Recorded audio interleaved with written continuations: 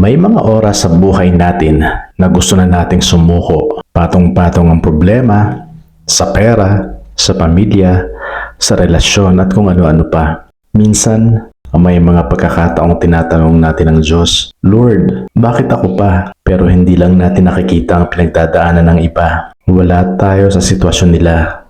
Kaya ang akala natin, tayo lang may pinakamabigat na suliranin sa buhay. Nandiyan sasabihin natin, ginawa ko naman ang lahat, pero bakit ganito pa rin ang buhay ko? Pero alam mo ba, na baka may mga opportunity na hindi mo lang nakikita, na ang akala mong simpleng dumaraan lang sa Facebook mo, na kapag nakita mo, may magiging connection pala sa buhay mo. Na parang gusto mo rin gawin kung anong ginagawa niya, paraan lang siguro ito ng Diyos para ma-realize natin na marami pa tayong pwedeng gawin sa buhay natin na maaaring magbibigay ng pag-asa at kasagutan sa lahat ng tanong natin sa Kanya. Kaya habang maaga, umpisahan mo na, siguradong may mararating ka.